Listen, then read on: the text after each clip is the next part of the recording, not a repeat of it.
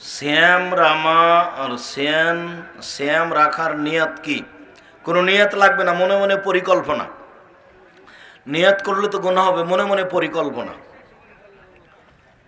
YouTube এর income হালাল না হারাম নিশ্চিত বলা যায় না, ত্রুটিপূর্ণ আছে। যদি প্রতারণা না থাকে আপনি নিশ্চিত হন তাহলে জায়েজ।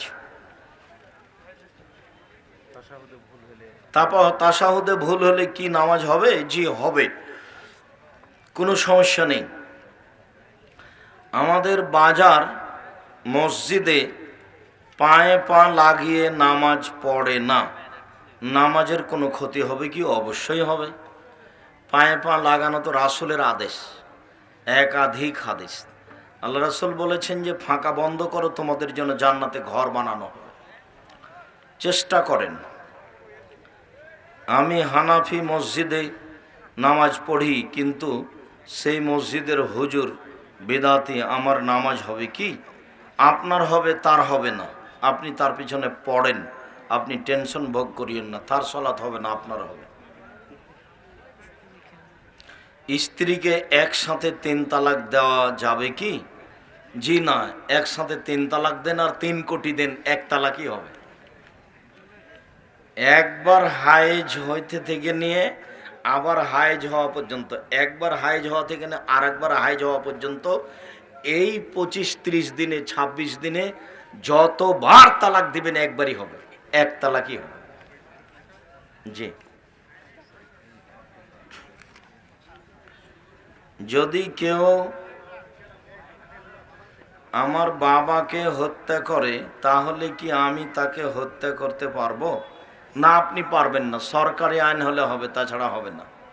আপনি মারতে গেলে তো গন্ডগোল লেগে যাবে, ওটা কেসাস চলে, তবে ওটা সরকারি ব্যাপার। শুকরিয়া, আপনার সেবা করে আমি জান্নাত কিনিব, তখন দুইজনের সংসার হবে একেবারে মধুর। তখন আল্লাহ তাআলা যেটা বলেছেন সেটা বাস্তবায়ন হবে। আল্লাহ তাআলা বলছেন, আমি নারীদেরকে সৃষ্টি করেছি পুরুষের শান্তি তৃপ্তির জন্য। হাটে বাজারে গেলে শান্তি তৃপ্তি থাকে না, কেটে যায়। ব্যাংকে চাকরি করলে শান্তি তৃপ্তি থাকে না, কেটে যায়। স্কুল কলেজে গেলে শান্তি তৃপ্তি থাকে না, কেটে যায়। ওর ভিতরে ব্যস্ততা বেশি থাকলে শান্তি তৃপ্তি থাকে না, কেটে যায়। ওকে শুধু সৃষ্টি করা হয়েছে শান্তি তৃপ্তির জন্য, আপনার শান্তি তৃপ্তির জন্য। আপনি তাকে ভুলভাবে ব্যবহার করিয়েন না। উপস্থিত বৈঠকের মুসলিম বোন, 3 স্বামীকে মেনে চলুন, 4 জেনায় লিপ্ত হবেন না। এই 4টা কাজ, জান্নাতের সব দরজা খোলা। যান, যেখান দিয়ে যাবেন। আব্দুর রাজ্জাক সাহেব, থামেন থামেন থামেন। 1 নাম্বারটা করি, 5 ওয়াক্ত সালাত আদায় করি। 2, রমজান মাসে রোজা, এটাও করি। 3, স্বামীকে মেনে চলা। আমার একটা কথা শোনেন আব্দুর রাজ্জাক সাহেব, আমার স্বামীর মুখ খুব খারাপ, ও আমাকে গালি দেয়, ও আমাকে মারে। আমি আব্দুর রাজ্জাক বিন ইউসুফ বলছি, আপনি আমার দিনী বোন, আজ থেকে আপনি মেনে নেন, মারলেও মেনে চলেন, গালি দিলেও মেনে চলেন, ধৈর্যের পরিচয় দেন, জান্নাত হবে। আপনি ওর সাথে গালির কারণে তার সাথে কথা বললেন না, 1 গিলাস পানি চাইলে গিলাসটা নিয়ে থ্যাক্কস করে রেখে এভাবে চলে গেলেন, এখন তো আর জান্নাত হবে না। এটাকে ত্যাগ করে আর এক জায়গাতে স্বামী গ্রহণ করবেন, ও যে এর চেয়ে ভালো হবে, এটা কে বলল? কষ্ট করে এখানে থাকেন, ভালো হবে। তিতা লাগুক মিঠা লাগুক, আপনি স্বামীকে মেনে চলেন, জান্নাত হবে ইনশাআল্লাহ। শেষ পর্যন্ত যদি নাই টিকা যায় তাহলে খোলা তালাক করে নেন, ঝুলন্ত থাকিয়েন না। ঝগড়া করে, মারামারি করে, কোর্ট কাচারি করে সংসার কাটায়েন না। কালকে রাত্রে 2 জনে এক বিছানে ছিলেন, আর আজকে 2 জন কাঠগড়াতে 2 জায়গাতে উঠেছেন জজের সামনে, এটা কি হলো? এসব জীবন দিয়ে আপনি কি করবেন? 4, আব্দুর রাজ্জাক সাহেব, ছাত্রী জীবনে জেনা ঘটে গেছিল, আর মোবাইলের জগতে কথা বলতে গিয়ে কত জেনা ঘটলো। এখন কি? এখন আপনাকে বলছি, আজ থেকে আর আপনি মোবাইল ব্যবহার করবেন না। আপনি তার সাথে কথা বন্ধ করেন, আপনার জন্য জান্নাতুল মাওয়া আছে। মহান আল্লাহ বলেন, অনাহা নাফসানিল হাওয়া ফাইনাল জান্নাত হিয়াল মাওয়া। পৃথিবীর পুরুষ নারী আদমের ছেলে মেয়ে শুনে রাখো, তোমরা যদি অশ্লীল কাজকে বন্ধ করতে পারো, আমি আল্লাহ তোমাদেরকে জান্নাতুল মাওয়া দিয়ে দিলাম। যা হয়েছে হয়েছে, আপনি কাজ বন্ধ করে দেন। এই যুবক, তোমাকে বলছি, তোমার মোবাইলে যেন আর কোনোদিন ল্যাংটা মেয়ে না আছে। তুমি দোকানে বসে আর আড্ডা পিটিও না। জরুরি কাজ মানুষের জীবনে চারটে: 1 5 ওয়াক্ত সালাত, 2 হালাল রুজি, 3 কোরআন তেলাওয়াত, 4 দুইজন যেখানে বসে আছে সেখানে বসবেন না। দুইজন যেখানে বসে আছে সেখানে বসবেন না। মন মতো চলিয়েন না, মন মতো চললেই জাহান্নাম হবে। সুদ ঘুষ খেয়ে দিন কাটায়েন না, সুদ ঘুষ মহাপাপ। রাসূল সাল্লাল্লাহু আলাইহি ওয়াসাল্লাম বলছেন, কেউ যদি জেনে শুনে 1 টাকা সুদ খায়, 36 বার জেনা করে যত পাপ হবে, 1 টাকা সুদ খেলে তার চেয়ে বেশি পাপ হবে। তিনি বলেন যে সুদের পাপের 70টি ভাগ রয়েছে। ছোট ভাগ হলো মার সাথে জেনা করলে যেমন পাপ হয়, এরকম পাপ পৃথিবীতে নেই। কোনো পাপের সাথে এসব কথা নেই। শিরক মহাপাপ, তবে এরকম ভাষা নয়। বাপ মাকে গালি দেওয়া মহাপাপ, তবে এরকম ভাষা নেই। মিথ্যা সাক্ষী দেওয়া মহাপাপ, তারপর এরকম ভাষা নেই। মানুষকে হত্যা করা মহাপাপ, তারপর এরকম ভাষা নেই। আপনার ওই রাস্তাঘাট বন্ধ করা মহাপাপ, তারপরে এরকম কথা নেই। জুলুমবাজি করা মহাপাপ, তারপরে এরকম কথা নেই। শুধুমাত্র সুদ ঘুষের ভাষা খুবই কঠিন। রাসূল সাল্লাল্লাহু আলাইহি ওয়াসাল্লাম বলছেন, কেউ যদি জেনে শুনে 1 টাকা সুদ খায়, 36 বার জেনা করে যত পাপ হবে, 1 টাকা সুদ খেলে তার চেয়ে বেশি পাপ হবে। তিনি বলেন, সুদের পাপের 17টি ভাগ আছে। ছোট ভাগ হলো মার সাথে জেনা করলে যত পাপ হয়।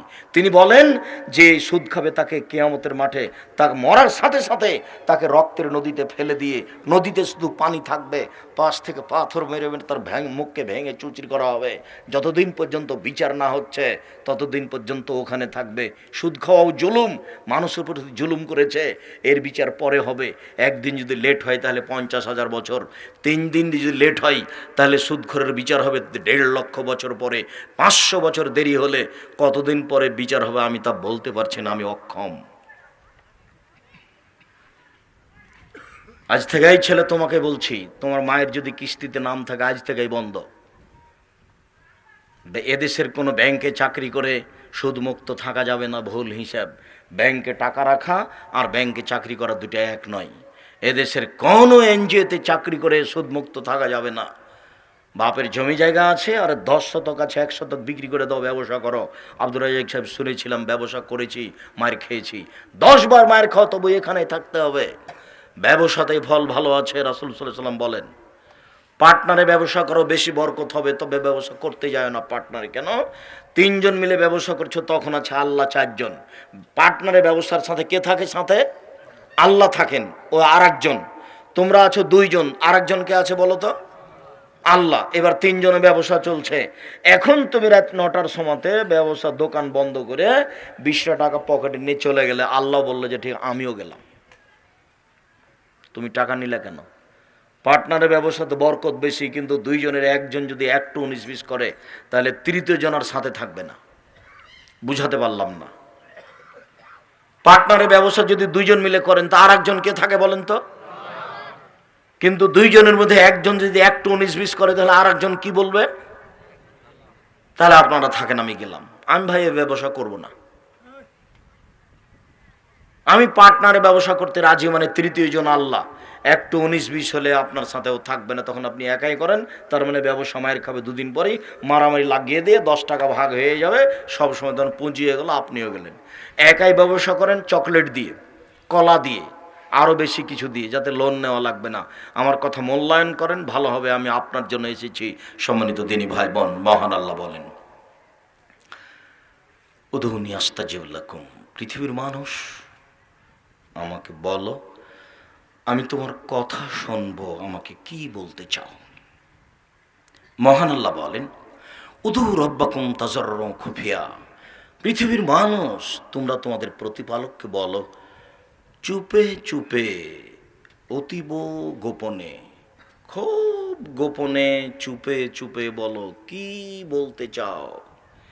মহান আল্লাহ বলেন, ওয়াজকুর রাব্বাকা ফি নাফসিকা তাজাররুন খিফা ওয়া দুনাল জাহরি মিনাল কওলি। মুহাম্মদ সাল্লাল্লাহু আলাইহি সাল্লাম, আপনি আপনার প্রতিপালককে ডাকুন মনে মনে, অতীব গোপনে, ভয় ভীতি নিয়ে। নীরবে ডাকুন, সরবে নয়।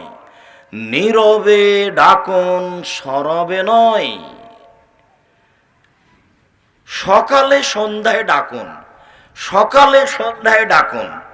সূর্য ডোবার পূর্বে ডাকুন, সূর্য ওঠার পূর্বে ডাকুন। ফজরের সলাত থেকে নিয়ে সূর্য ওঠা পর্যন্ত ডাকুন। আর মানুষ যখন দোকানপাটে আড্ডা পিটে বসে সূর্য ডোবার আধ ঘন্টা পূর্বে তুমি এই সময়তে আল্লাহকে ডাকো। মোহাম্মদ সাল্লাল্লাহু আলাইহি সাল্লাম, আপনি এই সময়তে আল্লাহকে ডাকুন। ইজনাদা রাব্বাহু নিদান খাফিয়া, যখন জাকারিয়া আলাইহিস সালাম চুপে চুপে আল্লাহকে বললেন। এক মিনিট, যারা আমাকে দেখতে পাচ্ছেন ভালো, যারা দেখতে পাচ্ছেন না তারা এক পায়ে দাঁড়িয়ে থাকবেন, তবে আমার কথায় খেয়াল থাকে যেন। একটা বাক্য কোটি টাকা মূল্য, হিসাব করে থাকতে হবে। যখন জাকারিয়া আলাইহিস সালাম চুপে চুপে ডাকলেন, জাকারিয়া একটা স্বাদ হলো যে আমি মারিয়ামের কাছে গেলাম তো দেখলাম অসময়ের ফল। শীতের দিনে দেখলাম ফজলি আম, ফজলি আম তো গরমের দিনে হয়। আবার ফের ফজলি আম বলিয়েন না, ওখানে কিন্তু ফজলি আম দেখেননি তিনি। আমরা রাজশাহী চাঁপাইনবাবগঞ্জের মানুষ, সেই জন্য বললাম। তো মারিয়ামের কাছে জাকারিয়া আলাইহিস সালাম দেখলেন অসময়ের ফল। দেখে তিনি মনে করলেন যে যেই সত্তা অসময়ে ফল দিতে পারেন মারিয়ামকে, সেই সত্তা সে আল্লাহ আমাকে একটা সন্তানও দিতে পারেন। তাই এখন গোপনে গোপনে খুব চুপে চুপে বলছেন, আল্লাহ আমি তো বৃদ্ধ মানুষ, মাথার চুল পেকে গেছে, হাড়হাড্ডি দুর্বল হয়ে গেছে, আমার স্ত্রী বন্ধা, বাচ্চা দিতে পারে না, সেও বৃদ্ধা, আবার বাচ্চা দিতে পারে না, বন্ধা। এইদিকে বাচ্চা নেওয়ার কোনো পরিবেশই নেই, কিন্তু তোমার কাছে ডাকলে মানুষ নিরাশা হয় না যে? তাই তোমাকে আমাকে ডেকে দেখছি যে আল্লাহ আমাকে একটা সন্তান দাও। তখন আল্লাহ বলছেন, ঠিক আছে, তোমার গোপনের ডাক আমি মেনে নিলাম, তোমাকে একটা সন্তান দিলাম যার নাম এহিয়ে। কি বলতে চান? সবাই 5 কাঠা 10 কাঠা প্লট পেয়েছে, আপনি তো কিছুই পাননি। ওদের দরজায় দরজায় ঘুরে টাকাও শেষ পর্যন্ত পাননি। দিন মজুর হয়ে গেছেন, কিছু প্রয়োজন অতীব গোপনে আপনি বলুন, আপনাকে দেওয়ার জন্য তিনি শক্তিশালী, সর্বময় ক্ষমতার অধিকারী, তার অর্থ সম্পদের কোনো অভাব নাই, তিনি দেওয়ার জন্য বসে আছেন প্রতীক্ষমান। তিনি দেওয়ার জন্য প্রতীক্ষমান রয়েছেন। সম্মানিত দিনী ভাই বোন, রাসূল সাল্লাল্লাহু আলাইহি সাল্লাম বলেন, লাইসা শাইউন আকরামু ইনদাল্লাহি মিনাদ দুআয়ে, চাওয়া কাজটা আল্লাহর কাছে যত প্রিয়, পৃথিবীর কোনো কাজ আল্লাহর কাছে তত প্রিয় নয়। হজ একটা বড় ইবাদত, যদি কবুল হয়ে যায় তাহলে লোকটা হয়ে যায় সেই দিনের মতো যেই দিন তার মা তাকে জন্ম দিয়েছে, নিষ্পাপ হয়ে গেছে। এইটা বড় ইবাদত, কিন্তু চাইলে তিনি যত খুশি হন, হজে তিনি তত খুশি হন না। তাসবিহ তাহলিল জিকির আজকার সুবহানাল্লাহ আলহামদুলিল্লাহ বড় ইবাদত, খুব খুশি হন তিনি, কিন্তু চাইলে তিনি যত খুশি হন তত খুশি হন না। চাইলেই খুশি। আমি এই কথা বলিনি, এই কথা মুহাম্মদ সাল্লাল্লাহু আলাইহি ওয়াসাল্লাম বলেন। শুনুন, ইবাদতের জগতে সবচেয়ে দামি ইবাদত সিয়াম, রোজা, এই কথা ঠিক। তবে চাইলে তিনি যত খুশি হন, সিয়ামে তিনি তত খুশি হন না। যদিচ ইবাদতের জগতে সবচেয়ে দামি ইবাদত সিয়াম, চাইলেই তিনি খুশি হন। রাসূল সাল্লাল্লাহু আলাইহি সাল্লাম বলেন, মাল্লাম ইয়াসআলিল্লাহ ইয়াগদাব আলাইহি, যেই ব্যক্তি আল্লাহর কাছে চায় না, আল্লাহ তার উপরে অসন্তুষ্ট হন। এই যে রমজান আসছে, আকাশের দরজা খোলা, ঠিক দুপুর হলে সব আকাশের দরজা খুলে যায়, কিছুক্ষণ পরে বন্ধ হয়ে যায়। ঠিক দুপুর রাত হলে সব দরজা খুলে দেওয়া হয়, কিছুক্ষণ পরে বন্ধ হয়ে যায়। যখন আজান দেওয়া হয় তখন সব দরজা আকাশের খুলে দেওয়া হয়, কিছুক্ষণ পরে বন্ধ হয়ে যায়। তবে যেদিন শাবান মাসের দিন শেষ হবে, সূর্য ডুবে যাবে, এখনো সিয়াম রোজা চালু হয়নি, কিন্তু আকাশের দরজা খুলে গেছে। এইটার 2-1 ঘন্টায় বন্ধ হবে না, একেবারে সেই শাওয়ালের চন্দ্র দেখা পর্যন্ত দরজা খোলা আছে। কে কি বলতে চায়? মানুষ নেকি লুটে নিবে, কিন্তু সামাজিক অবস্থা খুব কঠিন, নেকি লুটে নেওয়ার সময় নেই।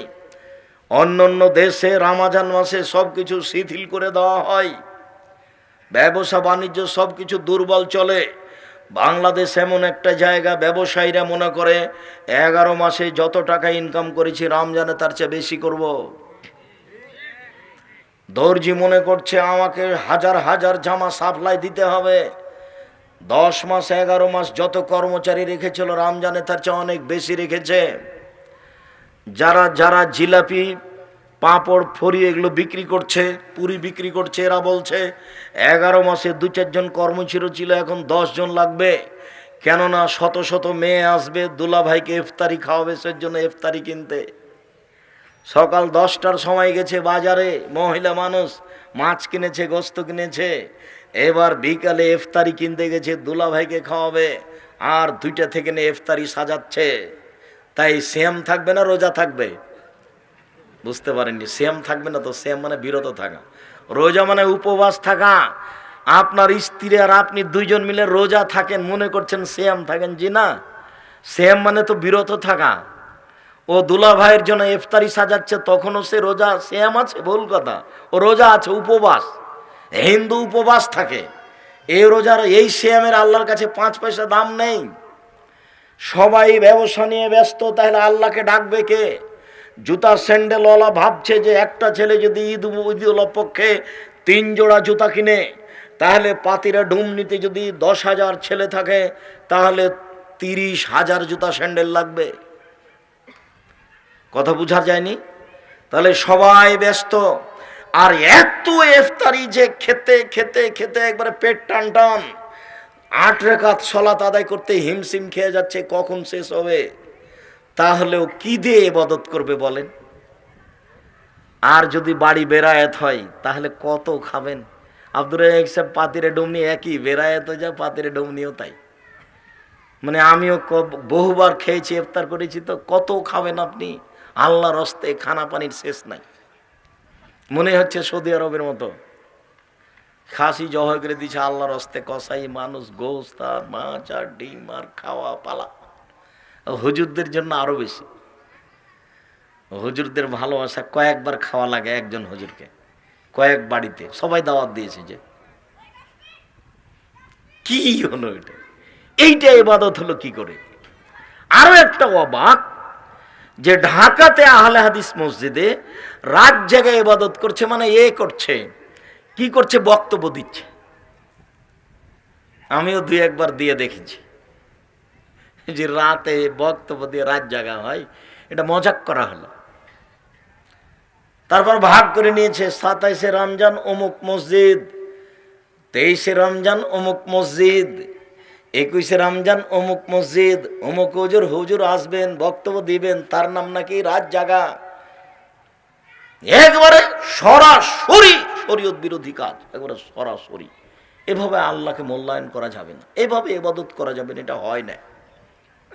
কাজ কমিয়ে দিতে হবে, কম খেতে হবে, প্রস্তুত থাকতে হবে। এশার সালাত আদায় করে 10টা থেকে 10:30টার মধ্যে ঘুমিয়ে যেতে হবে, রাত 1টা-2টায় উঠে যেতে হবে, একেবারে ফজর সূর্য উঠা পর্যন্ত ইবাদত চালিয়ে যেতে হবে। তাসবিহ তাহলিল জিকির আজকার, তার মানে আল্লাহকে ডাকা। কি প্রয়োজন? যদি কিছুই প্রয়োজন না থাকে তাহলে পাপ হয়েছে সেটা ক্ষমা চাই, যদি পাপও না হয়ে থাকে তাহলে দামি জান্নাত দাও, এটার জন্য বলি। তাহলে জান্নাতুল ফেরদাউস দাও, জমি জায়গাও নাই ওটা গেছে, পাপও নাই ওটাও গেছে, তাহলে এখন জান্নাতুল ফেরদাউস দাও। এই জন্য তোমাকে বলছি তুমি জান্নাতুল ফেরদাউস দাও। সম্মানিত দিনী ভাই বোন, রাসূল সাল্লাল্লাহু আলাইহি সাল্লাম বলেন, আদমের ছেলে মেয়ের দোয়া কবুল হবে 3টি কারণে দোয়া কবুল হয় না। এক, কেউ যদি পাপের জন্য দোয়া করে তাহলে দোয়া কবুল হবে না। কেউ যদি আত্মীয়তা সম্পর্ক ছিন্ন করার জন্য দোয়া করে তাহলে দোয়া কবুল হবে না। 3, কেউ যদি দোয়াতে তাড়াহুড়া করে তাহলে দোয়া কবুল হবে না। সাহাবীগণ বলছেন, আগের 2টা বুঝতে পেরেছি, পাপের জন্য দোয়া করলে দোয়া কবুল হয় না, আল্লাহ জেনা করছি কেউ যেন না দেখে, এ দোয়া কবুল হবে না। 2, শ্বশুর বাড়িতে টাকা আনতে গেছিল, টাকা দেয়নি, তখন মন খারাপ করে এসে বউকে বলছে, আর যেন তোর বাপের বাড়ি আমাকে যেতে না হয়, তো সম্পর্ক ছিন্ন করা, এরকম দোয়া করলে আল্লাহর দরবারে দোয়া কবুল হবে না, তাড়াহুড়া করলে দোয়া কবুল হবে না। তো সাহাবীগণ বলছেন উপরের দুটা তো বুঝতে পারলাম, কিন্তু তাড়াহুড়া তো বুঝতে পারলাম না। আল্লাহ রাসূল তাড়াহুড়া কি জিনিস?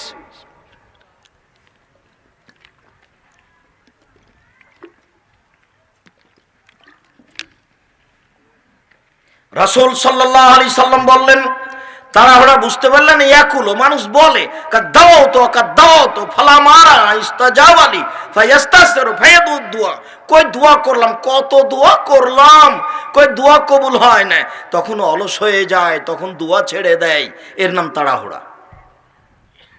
বলে যে কত দোয়া করলাম, 3 মাস দোয়া করেছে কবুল হয়নি, 6 মাস দোয়া করেছে কবুল হয়নি। দেখবেন একটু মুহাম্মদ সাল্লাল্লাহু আলাইহি সাল্লামের, দেখবেন 1 মিনিট, এই ছেলে, মুহাম্মদ সাল্লাল্লাহু আলাইহি সাল্লাম একদিন সিজদায় গেছিলেন, তখন একজন দুষ্ট মানুষ আবু জাহালের কথাতে উটের ভুঁড়ি মাথায় চাপিয়ে দিয়েছিলেন অপমান অবস্থায়। কে যেন বলল, ফাতেমা, তোমার আব্বার অবস্থায়। ফাতেমা দৌড়িয়ে এসে মাথার উপর থেকে ভুঁড়িটা সরিয়ে দিলেন। আল্লাহ রাসূল উঠে বদদোয়া করলেন, আল্লাহ ওদবা, সাইবা, ওয়ালিদ ইবনে মুগিরা, আবু জাহাল, উমাইয়া ইবনে খালফ, এদেরকে তুমি ধ্বংস করো। বদদোয়া কবুল হয়েছিল 12 বছর পরে বদরের যুদ্ধে। বদরের যুদ্ধ যখন শুরু হলো তখন তিনি বলে দিলেন, সঙ্গী সাথী এইদিকে শোনো, এই যে আমি আঙ্গুলের দাগ দিয়ে দিলাম, এইখানে পড়বে ওদবা, ওই যে ওখানে দাগ দিয়ে দিলাম ওখানে পড়বে সাইবা, ওই যে ওখানে দাগ দিয়ে দিলাম ওখানে পড়বে ওয়ালিদ ইবনে মুগিরা, ওই যে ওখানে দাগ দিয়ে দিলাম ওখানে পড়বে উমাইয়া ইবনে খালফ। সাহাবীগণ বলছেন যুদ্ধের পরে দেখছি যে দাগের উপরে সে পড়ে আছে, যেখানে যেখানে দাগ দিয়ে দিয়েছেন সেখানে সেখানে সব পড়ে আছে। 12 বছর পরে বদদোয়া কবুল হয়েছে। ইয়াকুব আলাইহিস সালামের ছেলে হারিয়ে গেল, বাপও নবী ছেলেও নবী। ছেলের জন্য তিনি দোয়া করতে লাগলেন, দোয়া করতে করতে করতে করতে 25 বছর পরে দোয়া ছেলে ফেরত পেলেন। কতদিন পরে? 25 বছর পরে। কাঁদতে কাঁদতে কাঁদতে 2 চোখ একেবারে অন্ধ হয়ে গেছিল, চোখে তিনি কিছু দেখতে পাচ্ছিলেন না, অন্ধ হয়ে গেছে। ছেলের জন্য কাঁদতে কাঁদতে তিনি বুঝতে পারছিলেন ছেলে আমার বেঁচে আছে। তার মানে তিনি বুঝেছিলেন ছেলে আমার নবী, যেখানে বিপদে থাকতে পারে তবে ছেলে আমার মরে যায়নি। তিনি প্রথমে বুঝেছিলেন ঈসব নবী, যার কারণে তার অন্তর কোনো সময় একথা বলেনি যে ছেলে আমার মারা গেছে। যার জন্য তিনি বাকি ছেলেকে বলেছিলেন, তোমরা কথা বানিয়ে নিয়েছ, তোমরা এ কথা বানিয়েছ। কোনো সময় তিনি ছেলেদের সাথে স্বীকৃতি দেননি। 25 বছর পরে তিনি ছেলে ফেরত পেলেন। সম্মানিত দিনী ভাই বোন, যে কোনো প্রয়োজনে আপনি আল্লাহকে বলেন। রাসূল সাল্লাল্লাহু আলাইহি সাল্লাম বলেন, সব কিছু আল্লাহর কাছে চাও, ছোট থেকে ছোট, বড় থেকে বড়। বলতে বলতে নিচে নামতে নামতে নামতে এসে বলছেন, স্যান্ডেলের যদি জুতা ফিতে ছিঁড়ে যায় তবু আল্লাহর কাছে চাও। মূলত স্যান্ডেলের ফিতে নয়, ছোট থেকে ছোট আল্লাহর কাছে চাও। দা চাও, কুড়াল চাও, সুই সূচা চাও, ফিতে চাও, একটা জিনিস চাও। ছোট থেকে ছোট আগুন চাও, ম্যাচ চাও, জমি জায়গা চাও, বাড়ি ঘর চাও, আপনার এই পূর্বাঞ্চলে 2টা ফ্ল্যাট চাও। তার কাছে তো অভাব নাই। কিভাবে কিভাবে হয়ে যাবে আপনি বুঝতে পারবেন না। এর জকমাই এসব এগারে হিসাব। আপনি বলতে থাকেন। আপনাকে আমি বলার জন্য অনুরোধ জানাচ্ছি, আপনি আমার দিনী ভাই, আপনি আমার দিনী বোন, আর এই কাজটা হবে সবচেয়ে আল্লাহর কাছে প্রিয়। এটা মানুষের স্বভাবের বিপরীত, আল্লাহর গতি মানুষের স্বভাবের বিপরীত।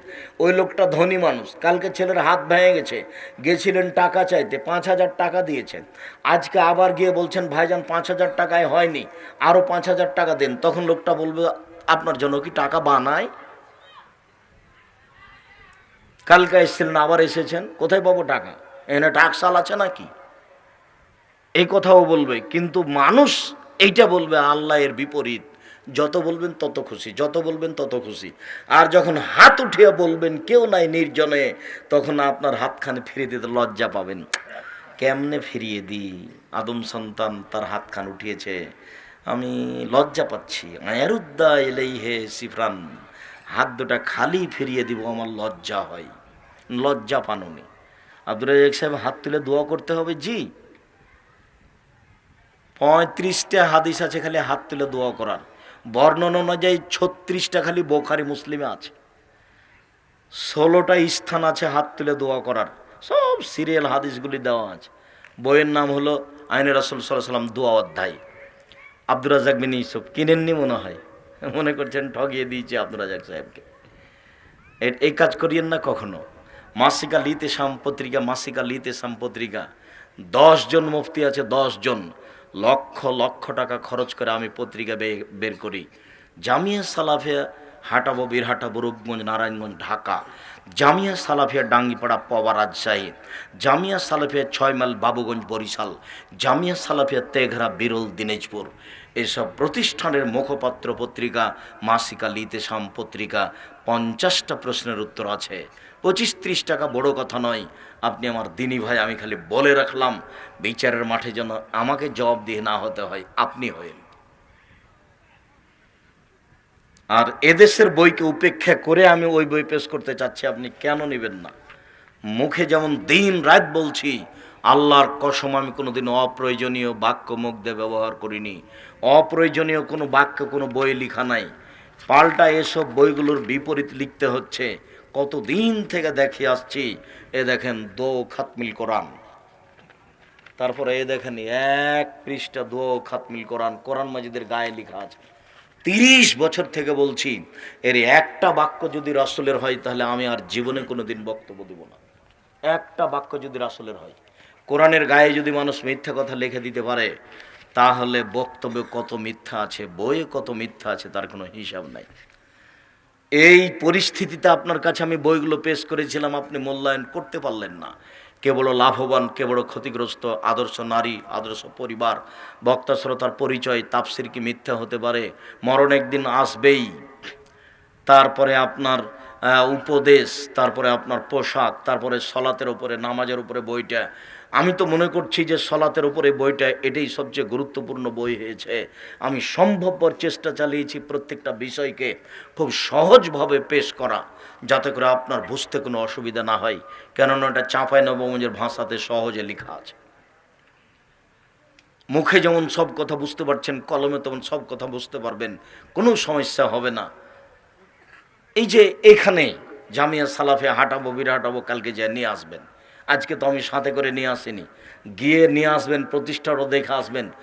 বহু জায়গার উপরে বালু পড়া আছে। কে আপনাকে বলেছে আব্দুর রাজ্জাক সাহেব আরেকজনের জমির উপরে বালু ফেলেছে? অসম্ভব, তা হতে পারে না। বালু তার মাথায় করে নিয়ে যাওয়া হয়নি, বালু মেশিনে এসেছে। হয়তোবা কিছু বালু যে জমি কিনিনি তার উপরে গিয়ে পড়তে পারে, তা আমি বলেছি সেটা তুলে নেওয়া হবে। আপনার কাছে যারা বলেছে মিথ্যাভাবে, তারা অপবাদ লাগিয়েছে, তাকে কি আমাদের মানে জবাব দিতে হবে, ইহকালে দিতে হবে, পরকালে দিতে হবে। আমি আব্দুর রাজ্জাক বিন ইউসুফ মানুষের 1 মিনিটের জন্য ক্ষতি চাই না। প্রায় 6 থেকে 700 শতক জমি কিনা আছে, তার মধ্যে 500 শতকে বালু পড়েছে। 1200 শতক জমি আছে কেনার হিসাবে। এখন আপনি কতটুকু টাকা দিয়েছেন তা আমি জানি না, তবে সব টাকা দিয়ে কিনা। আমি তো মনে করছি আপনার টাকা বেশ কিছু আছে ওখানে। 350 জন এতিম আছে। কতজন এতিম আছে? 4000 ছেলে মেয়ের মধ্যে 350 জন এতিম আছে। আপনার কয়টা এতিমের টাকা আছে তা আমি জানি না, তো আমার ধারণা যা আছে। আর যদি না থাকে তাহলে সিদ্ধান্ত পরিবর্তন করেন। এদেশের উল্লেখযোগ্য প্রতিষ্ঠান। আমার মনে বড় সাধ, 2013 সালের 24 আগস্ট মঙ্গলবার হাঁটাবো, বীরহাটাবো, রূপগঞ্জ, নারায়ণগঞ্জ, ঢাকা, এই কাঁঠাল গাছের নিচে আমি বলেছিলাম আমার হাতে টাকা নাই, এ কথা সত্য, এখানে প্রতিষ্ঠান গড়বে, এই কথা সত্য, ইনশাল্লাহ গড়বেই গড়বে। কিভাবে গড়বে তা আমি জানি না, নিশ্চিত গড়বে, অবধারিত গড়বে। সেই প্রতিষ্ঠান এখন প্রায় 50 বিঘা জমির উপর অবস্থান করে, প্রায় কিনা। 2টা প্রতিষ্ঠানে প্রায় 4000 ছেলে মেয়ে, প্রায় 350 জন এতিম আছে। আপনার একটা মনের সাধ থাকা দরকার। এইখান থেকে দাওয়া আল্লাহর সদস্যরা আপনার অনেক কাজ করে, অসহায় মানুষের পাশে দাঁড়ায়। এদেশের প্রায় জায়গায় মক্তব চালু করবে। দেশ থেকে মক্তব উঠে গেল, আবার নতুনভাবে মক্তব এই জামিয়া সালাফিয়া চালু করতে চায় দেশের মাটিতে। আপাতত 100টা মক্তব চালু করছে উত্তরবঙ্গে, তারপর বাংলাদেশের সব জায়গায় চালু করার সিদ্ধান্ত নিয়েছে সময়ের গতিতে ইনশাআল্লাহ। জামিয়া সালাফিয়া আপনার পাশে থাকতে চাই, আপনি দূরে কিছু মনে করবেন না, সেখানে গিয়ে একটু দোয়া করে আসবেন। দান পরে, আগে দোয়া, খালি বলবেন আল্লাহ তুমি জামিয়া সালাফিয়াকে কবুল করো, আব্দুর রাজাক সাহেবের কোনো ভুল ত্রুটি হলে তুমি তাকে মাফ করো, আর যেটাতে কল্যাণ আছে সেটা তুমি তাকে করতে দাও।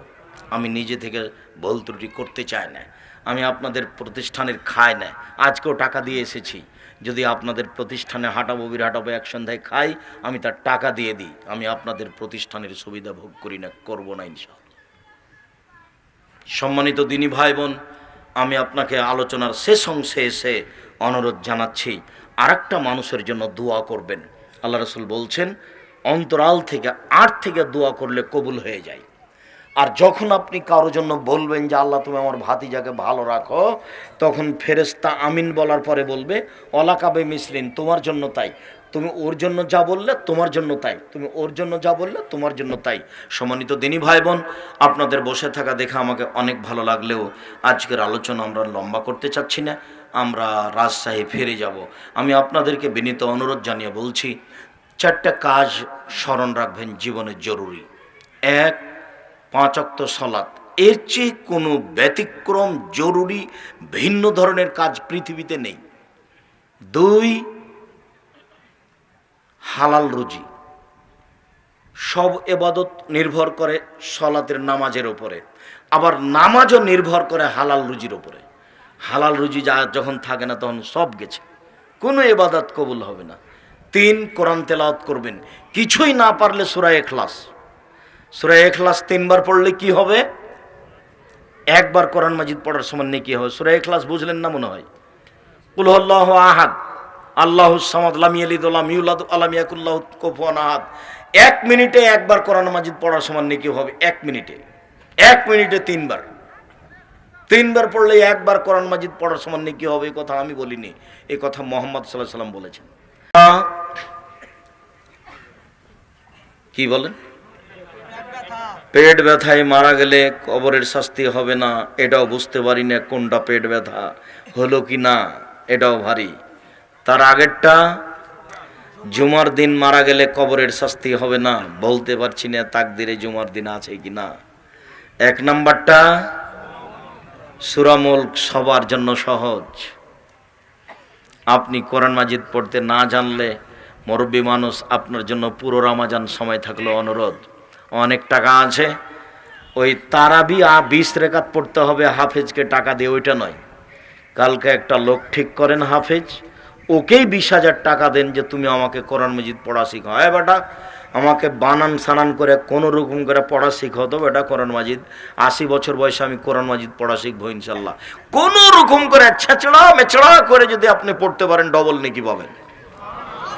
আর ওই যে হুজুর বলেছে যে বুঝতে না পারলে কোরআন মাজিদ পড়া হবে না, ওর বাপও বুঝে না, ওর হুজুরও বুঝে না।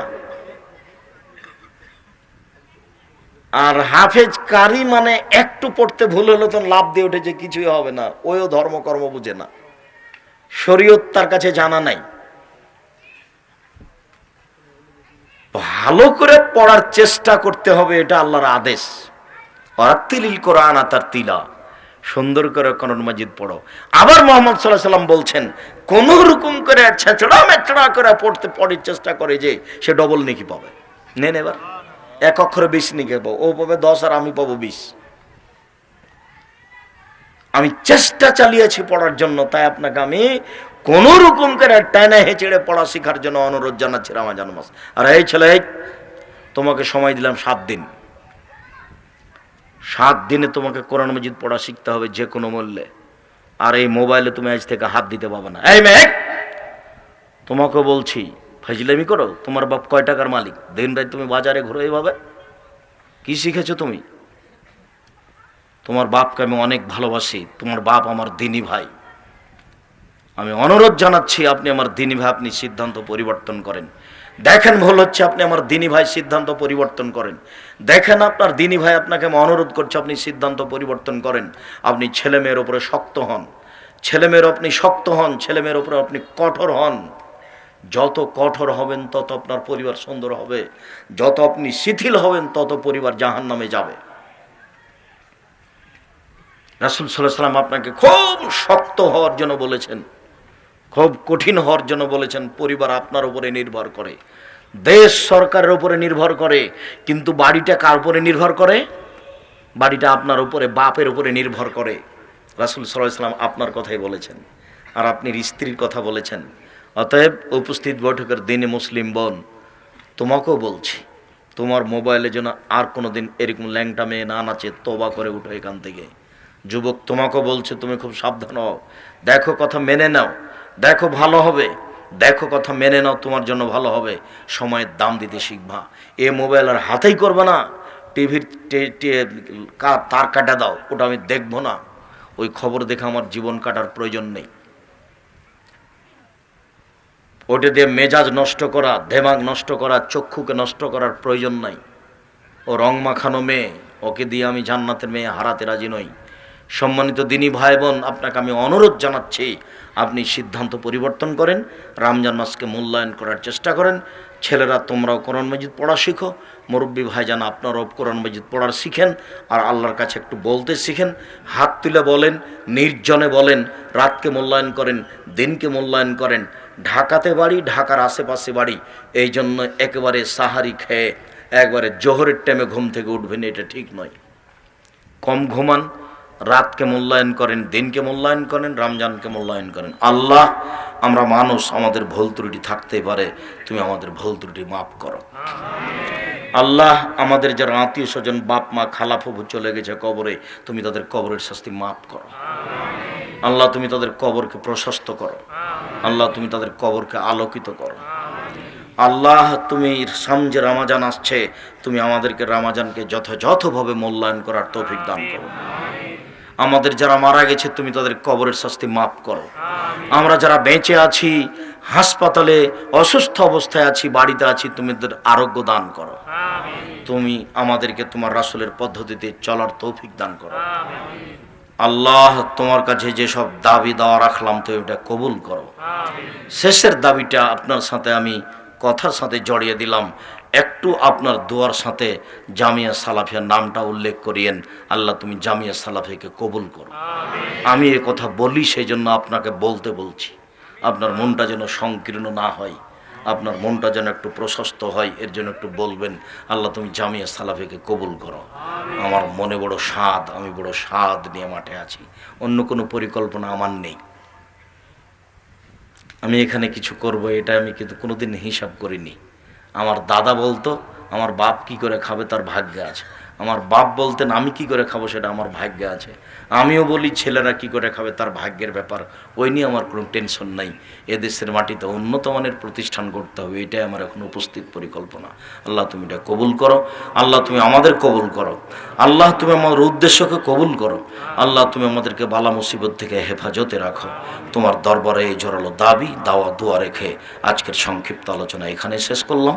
সুবহানাকা আল্লাহুম্মা ওয়া বিহামদিকা, আশহাদু আল্লা ইলাহা ইল্লা আনতা, আস্তাগফিরুকা ওয়া আতুবু ইলাইক। আসসালামু আলাইকুম ওয়া রাহমাতুল্লাহ। প্রশ্ন? আচ্ছা, কয়েকটা জিজ্ঞাসা আছে।